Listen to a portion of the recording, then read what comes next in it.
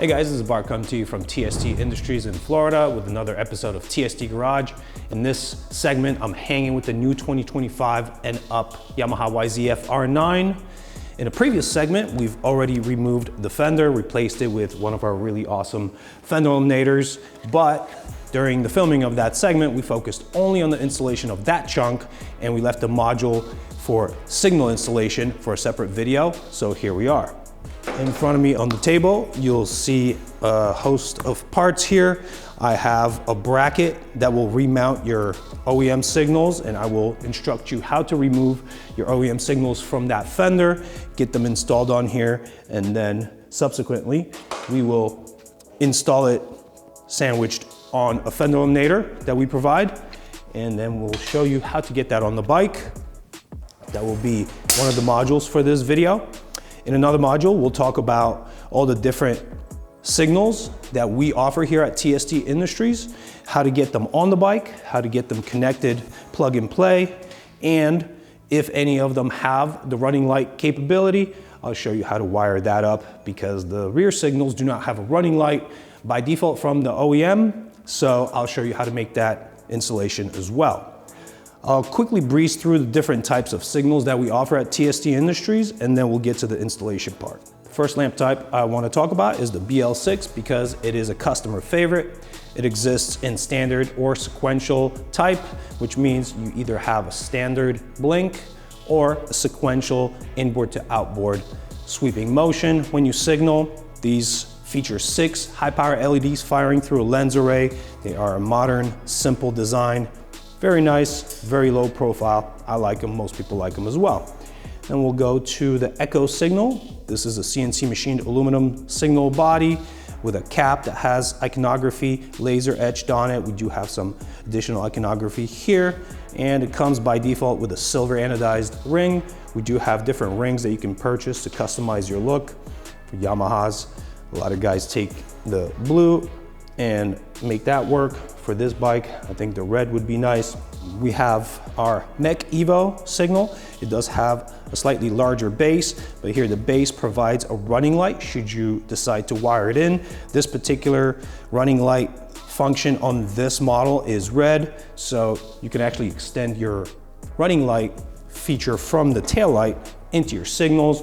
When you initiate the signaling circuit on this lamp, the running light goes away for the duration of signaling and only amber fires through this very nice lens. Very, very bright, but a single high power LED, and it provides a very broad cone of light. Here we have our Quadrix. This is our standard Quadrix. It does not have the running light and brake light capability in red. It does have amber, but for the purpose of running it on the rear of the bike, we would just forego one of the connections and not have amber. This is Quadrix D, same type of physical design. It's a very dimensional design, slightly larger than the BL6. It does provide a larger lens surface area. It does feature 4 LEDs through collimator type lens, and on the back side here, you'll see that the circuitry has been potted in clear plastic so that you can actually see some of it. We thought this would be a nice touch with a very techie edge. These are sequential only. We don't have a standard firing sequence. It'll go from inboard to outboard. And like I said, for the Quadrix D version, there are 2 additional leads. You can wire in a brake light and a running light function to these. We won't really get into it in this video. We do have some separate videos that do go over how to wire these in, but it would be a similar sequence as we'll show you on the Mech Evo, where you have an additional wire with posi-tap connectors, and you just wire that into the appropriate circuit that is provided for the taillight of the bike. Here in front of me, I have the last module I want to talk about before we step into the installation chunk. This is the pod signal mounting kit. It provides all the hardware for mounting any of these pod style signals with any of our Fender Eliminators license plate brackets. Here you see the adjustable anodized aluminum version, which has a slightly chunkier frame. And here you see our standard frame. Either one of these will work with this chunk, and we will show you how to configure that and get it on the bike. All right, let's get started. In one of the previous steps that we showed in the previous segment where we installed the Fender Eliminator, we did extract this from the bike. So I will start from here. For this instance of installation, we will be removing the OEM signals from the Fender, replacing them on the signal bracket that we provide, and subsequently getting that onto the assembly and then on the bike. Here we'll need a 5mm Allen to remove these 4 fasteners.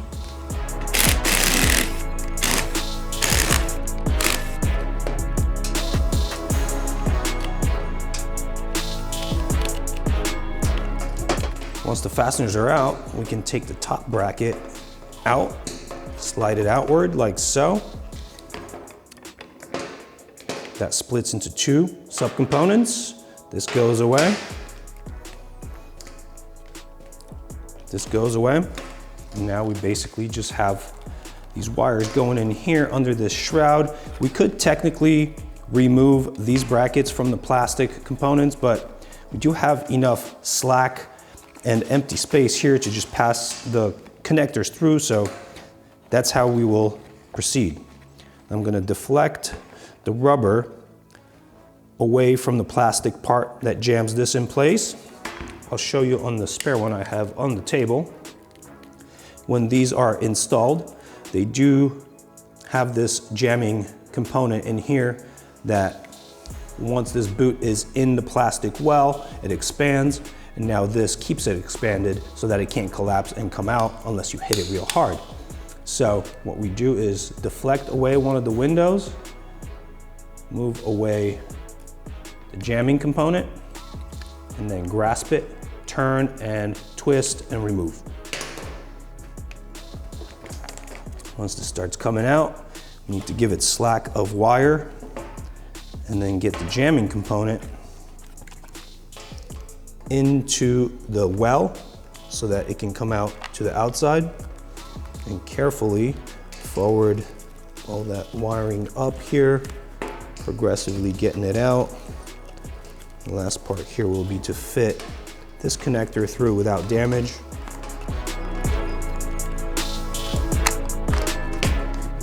Once this comes out, we'll do one additional step here. I like to remove this boot. It cuts down on the distance from the center. If you want to retain it, that's fine. I just take it out and mount it here versus here. So a similar thing has to happen inside. It has a jamming component that's slightly different. Here you can just force this off. Take this jamming component out. We are going to retain the innermost black jamming component and then remove the other pieces. Okay, now this is all we'll be retaining from one of the signal sides. I'm gonna perform the same steps here on the other side.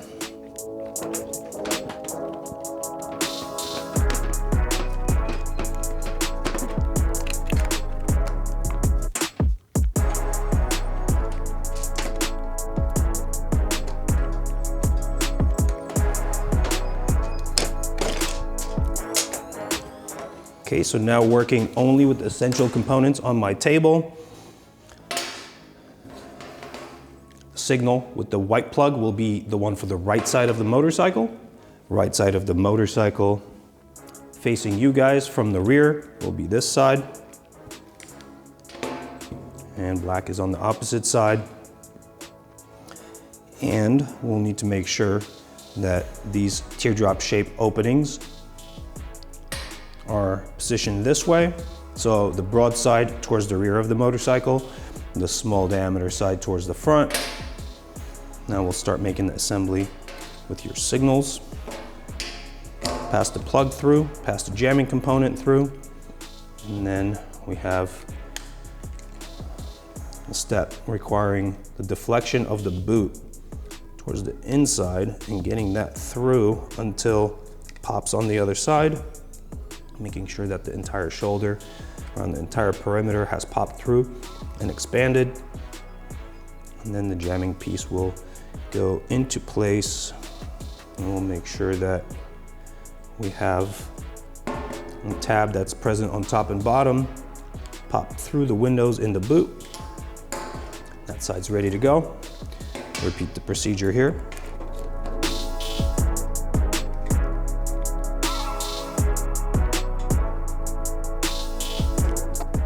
Now I'm going to bring one of our Fender Eliminators into view.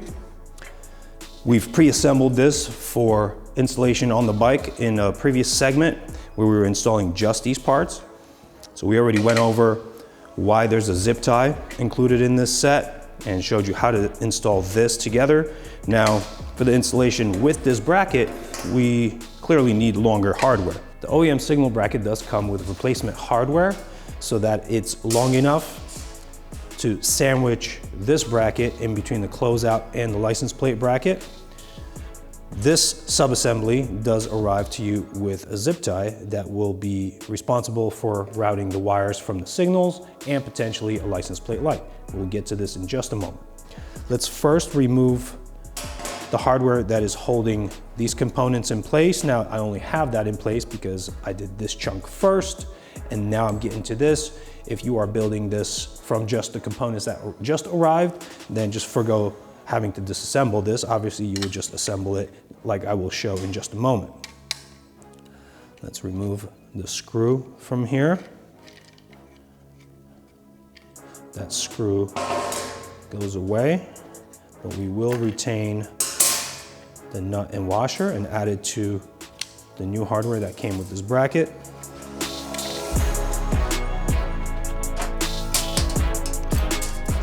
All right, here we go. Let's make a representative order of parts. We'll be doing long screw, washer, through the closeout. This guy will get sandwiched in between here and this bracket, and then we will put a washer and a nut from the bottom. Both sides get the same sequence. Okay. One note I want to make is on the adjustable version, not the standard version that I'm showing here, the difference will be that you will not be using the nuts again, nor will you be using any washers.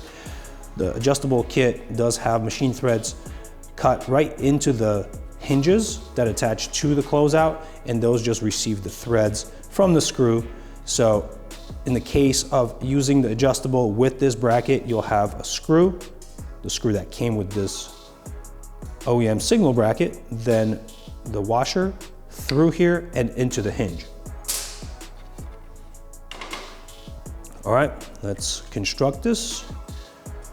Screw washer through this bracket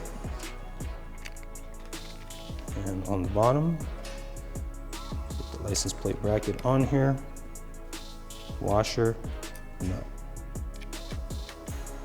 We'll engage the threads and move on to the other side.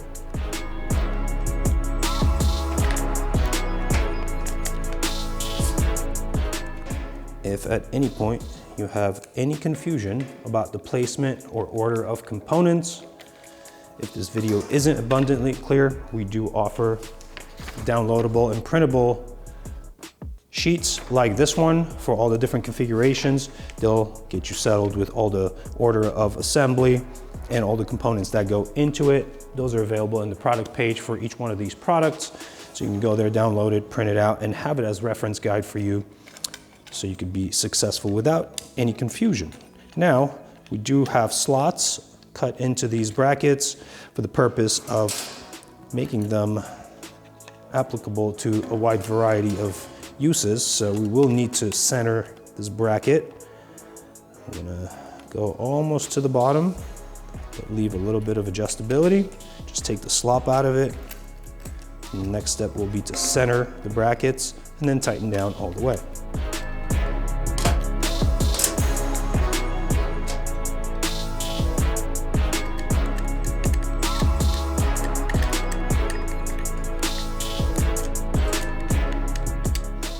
When tightening down these fasteners, please exercise care in that you don't distort the plastic that's being sandwiched between all the hardware. It is thermoplastic. It can only take so much load. So what you want to do is once this nut bottoms out, and starts presenting a little bit of force back at you, just give it a couple degrees and then that's it. The nylock locking element will handle preventing the nut spinning off from vibration. Now we have this nice assembly here, almost ready to go on the bike. We just need to handle the cable management. And like I said, a zip tie was provided with the closeout kit for that purpose. If you are running a license plate light, this is a very good moment to apply it here behind the license plate bracket, run the wires in, and perform the cable management just like I'm going to do with these two wire bundles. So first, I'll make sure that they're nice and flat and to my liking. I don't want them twisted around. Once that's done, you will need to make sure that the meeting point is aft from this side to this side of the holes that are made in the closeout for the zip tie. Now, I do want the head of the zip tie to be up above. So I will go from inside to outside, over the wires and back through the other hole before I engage the zip tie head. Hold it in the approximate position that I have it in. See if I like how these wire bundles come together. And if it's to my liking, I'll come on this side, bend these wire bundles over the closeout here, and they will go through that zip tie one more time. Now, anytime I do a wiring job like this, I just engage the zip tie on the first tooth, just to give myself some tension for the wires to stay in position, but not apply all the force. Leave some adjustability to make sure that I haven't distorted it, and I have. So now I'm going to rework it a little bit to make sure it's still to my liking. Get it nice and even and symmetric. Make sure that as these wire bundles pass through the vertex of this cutout in the closeout, they're nicely distributed and they won't look off-putting when this thing's installed on the bike. Get them nicely parallel to each other, and then I will cinch it down all the way, fixing them in place. Very nice. Cut off the excess. Now, this assembly will be ready to go in the bike. This will feed through the sub tray. This will pop up into the subframe, and then we'll use the closeout mounting hardware to make that installation complete. So now on the bike, we'll need to feed the plugs and wire bundles to the top side. Take up the length, and the installation of this chunk will be exactly as prescribed in our Fender Eliminator video. I will not be redundant about it. You guys need to watch that to pre-configure this chunk anyway, so please continue with steps beyond this step as per that video.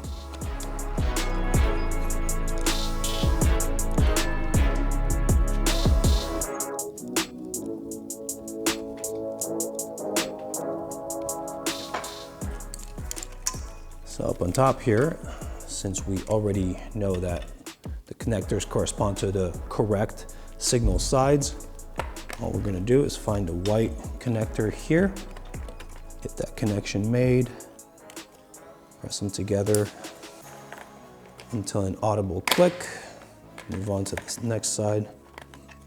Now they do have nice stowage here, so the connector bodies will fit into that stowage spot, and we'll just need to distribute the bulk of the wires. You have these wire management clips on the sub tray.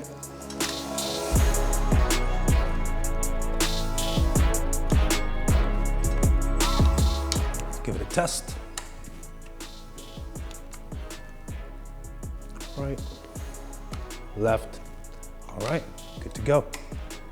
Now all the steps past this point will be the reverse order of this assembly, so please watch the Fender Eliminator video that will instruct you step by step on how to do that. In this subsegment of this video, I will be demonstrating how to install pod type signals along with our pod signal mounting hardware and our plug and play connectors on one of these kits. As you can see in front of me, all of these pod type signals fasten onto the hardware same exact way. So I would just choose one. I'll choose the customer favorite BL6. This one is a sequential, and we'll proceed with the demonstration using that. Here I have a sub-assembly that we put together in the previous video going over the installation of the Fender Eliminator itself. You will likely have this ready to go if you have purchased this and gone through that video. It's either this adjustable one or the standard one. It's going to be the same from this point forward. It's just going to vary in how many of these washers go where. I'll indicate that when we get to that step. This kit did come with a wire routing zip tie that will go into these two little slots. We'll get to that a little bit later. Let's have that on the table with us. All right. First, let's get the signals situated and ready to go. Unbundle the wires, remove the fasteners. The nut and the washer has to pass the connectors one by one.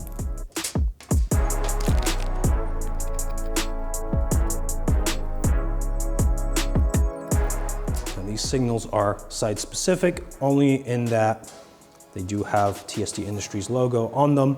So you probably want that upright and legible. This one will be the left side of the bike. This one will be the right side of the bike. I'll try to do this in a way that is visually indicating for you guys. I'll grab one of these brackets, one of these brackets. You'll notice that one leg is a little bit longer and it has a slotted feature going through it, and the other one's a little bit more slender and it has a hole. The hole will go and interface with the signal, and the slotted side will interface with the back or the underside of your license plate bracket. Here we have the thicker, chunkier type bracket, so we will have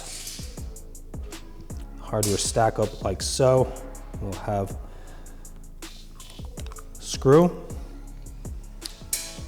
washer, license plate, bracket, L bracket, and then one washer. And then on top of that, we will get nut on there. There will be two leftover washers from the entire assembly that will be unused. We are situated here, all the components in their right place. I am going to get my signals onto the L brackets first.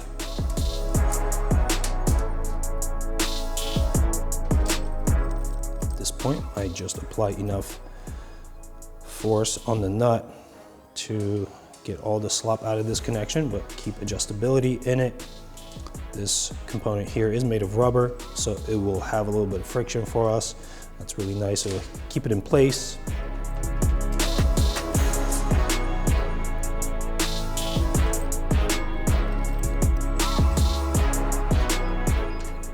All right, my license plate comes into view now. I'm gonna do the component stack up. Washer screw through the license plate. Here I wanna pause for a second. If you are using the standard fixed license plate bracket with your setup, not the chunkier type adjustable, this is where you'll have two washers on the outside and then the screw. And that is for the purpose of taking up enough of the screw length here and making this screw universal to all of our setups, so that on the back side of this assembly, you're not hitting this stud with the screw. So again, for standard, two washers on the outside. For adjustable, only one. So on the underside here, I'll get this in place. Washer on top of it. And here we have a nut that has a locking element in it. It looks like a star. It's called a kep nut. The star locking element will go against that washer. So thread this on with that locking element facing the washer. Get that all the way down. We will need to keep a little bit of adjustability here. I'm just tightening it by hand so I can still move all this stuff around. Again, a lot of these components are slotted so that things can be adjusted. At the final stage of installation, from the same steps on this side now.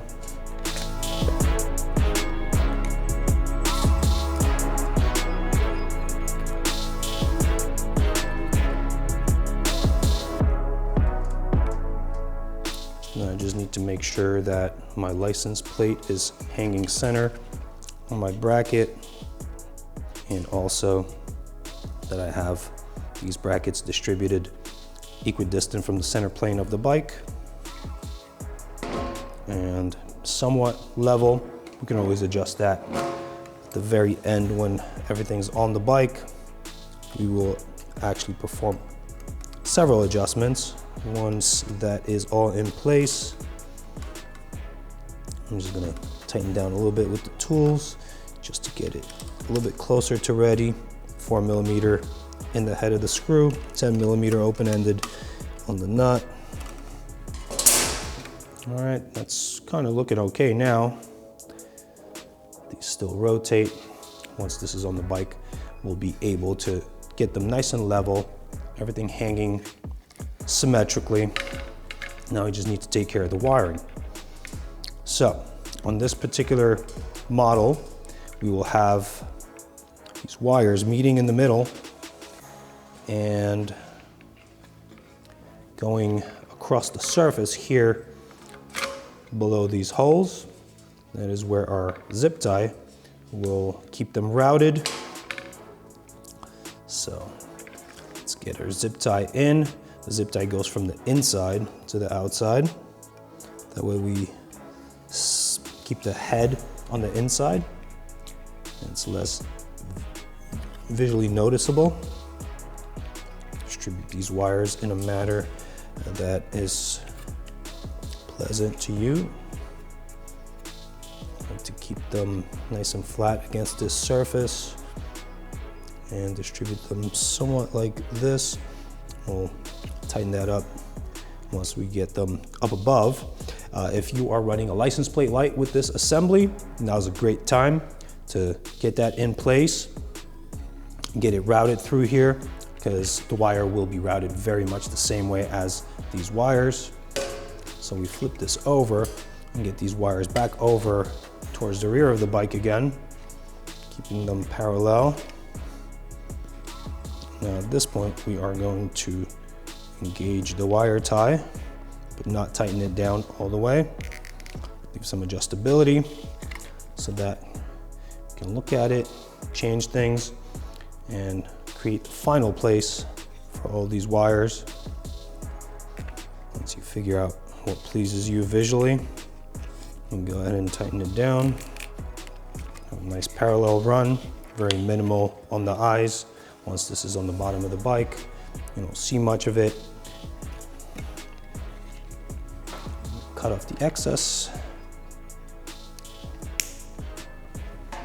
And then we will need to plug in our harness converters. So for this particular signal set, it's very easy, yellow to yellow, black to black. In the case of working with our quadrix signals, you are not going to be using the blue wire. So you have a remaining brown wire that will go into the yellow. So brown to yellow from quadrix and red to black for quadrix only. That would be the set of connections.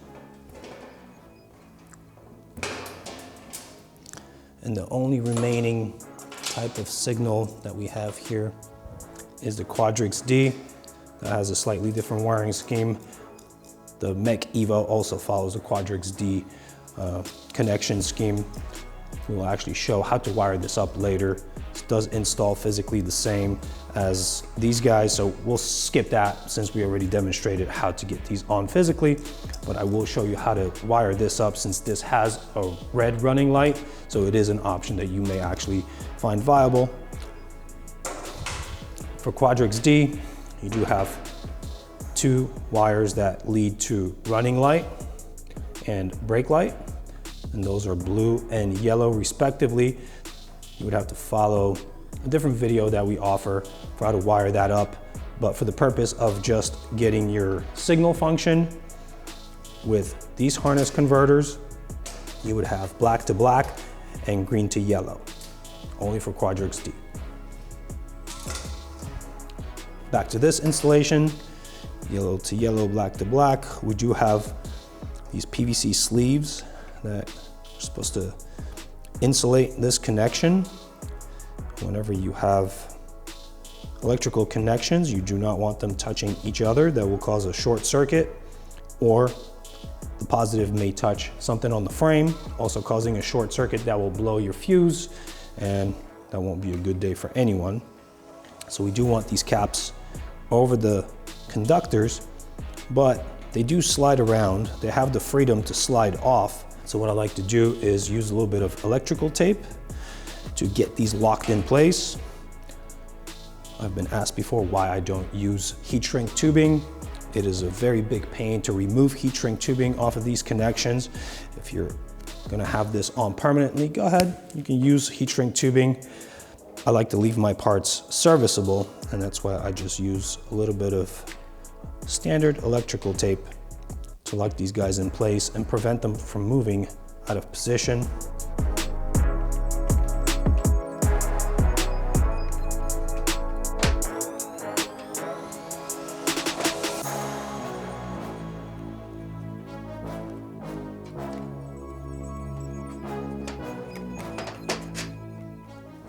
All right, now this is ready to be transferred onto the bike. We'll use the hardware that came with this kit to install it on there. This will plug right in. If you've done this as neat as I have, you'll see that as these enter in, you could identify right and left, and right will plug into the white presented connector on the harness, and the opposite one will go into the black. So for installation on the bike now, we will bring this into position, get our wires in through the slot that house the OEM wires, feed them up to the top. I like to go on the right side of the bike, next to the wiring for the taillight. And then fitting onto the bike and fastening will be exactly as prescribed in our Fender Eliminator video. We already shot those steps, so it won't be redundantly detailed. Just use the fasteners and washers to get that tightened down and adjusted.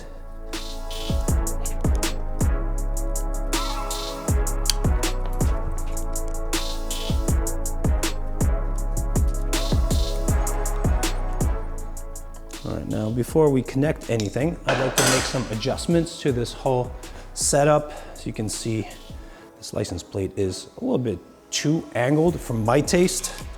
I'm gonna unlock on the adjustable hinges and get that to a more acceptable angle. This is where I like it. During the adjustment, make sure that you don't strain any of the wires that have been put into cable management components. This looks good. All right, now to make sure that these are level, symmetric, and also will fire parallel with the ground. Don't want it to shoot off into space or at the ground. We need this lens to be perpendicular to the floor so that the beam of the light will be parallel with the ground.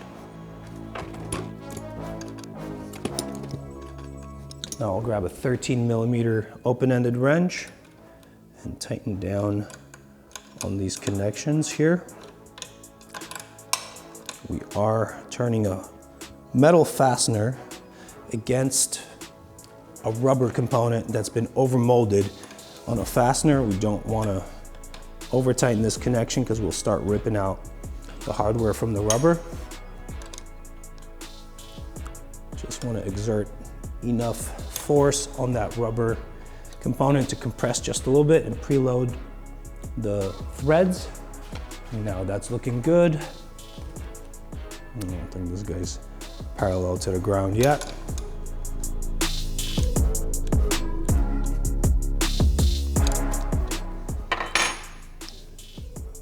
So now we have the wiring up here in the top compartment. I have traced down that this is the right connector to the right signal. It goes into the white. Opposite goes into the black. I'm just gonna test that to make sure I don't go too far. Power up the bike. Right. Okay. Nice. Left. All systems go. So now I'm gonna pop these connector bodies into their stowing spaces in the sub tray. Get my cable management done. I do have these routing clips on the sub tray. Put the wiring under that.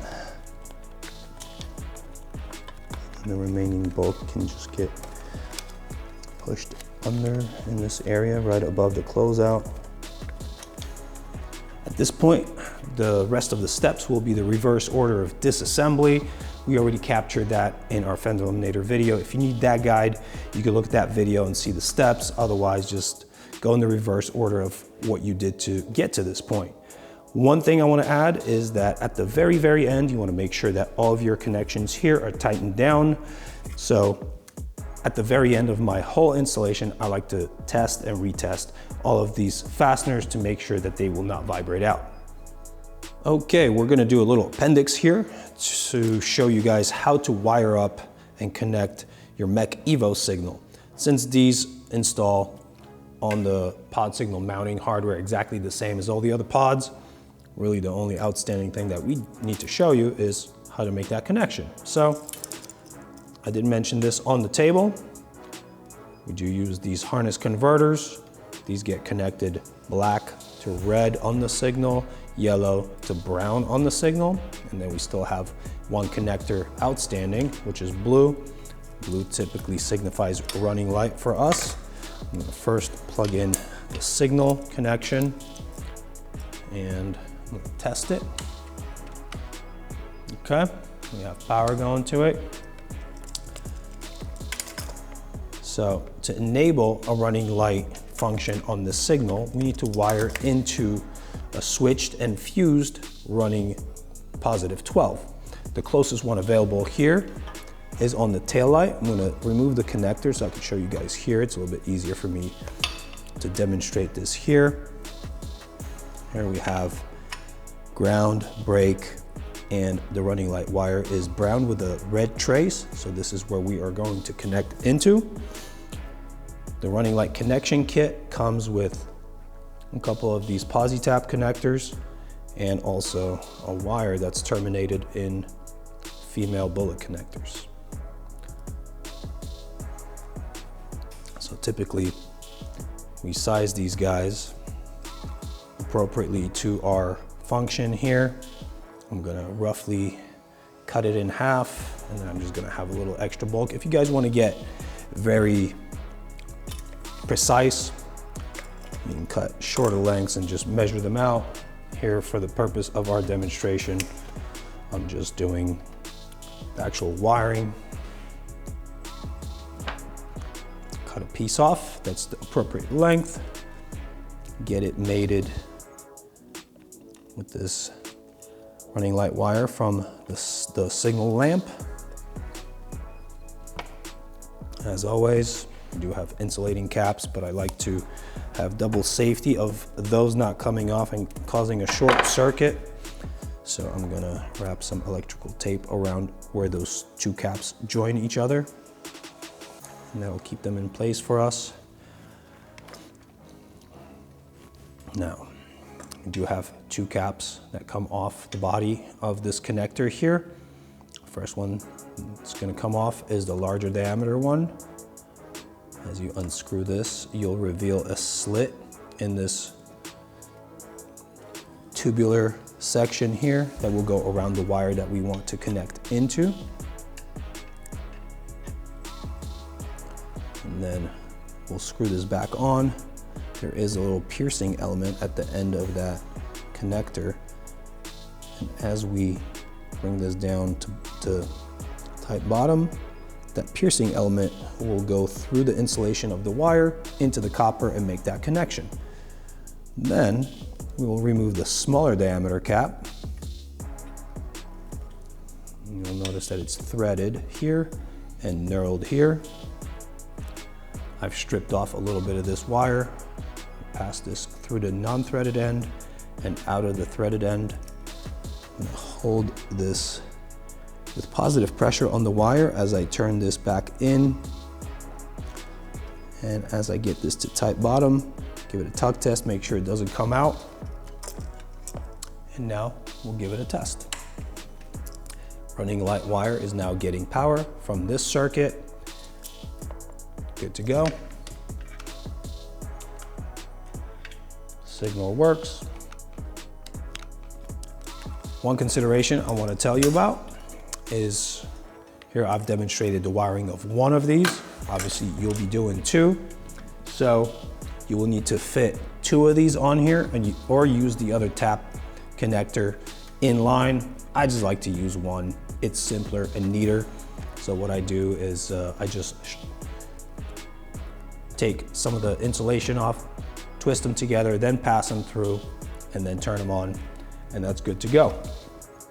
I think that's enough detail that will get you guys going. All right, after full reassembly and verifying that everything's tight, I like to give this one more test, making sure that all the functions are good. Right signal, left signal, we are good to go. All right, that'll be it for this installation. I hope you found it informative and helpful. If you like what you see here, check out tstindustries.com. We have these parts ready to go, ready to send to you. And we always appreciate getting comments from you guys. It lets us know what we're doing right, what we're doing wrong. So hopefully you'll give us a little comment, hit like and subscribe, all that nice stuff. See you in the next one. Thanks for watching. Peace.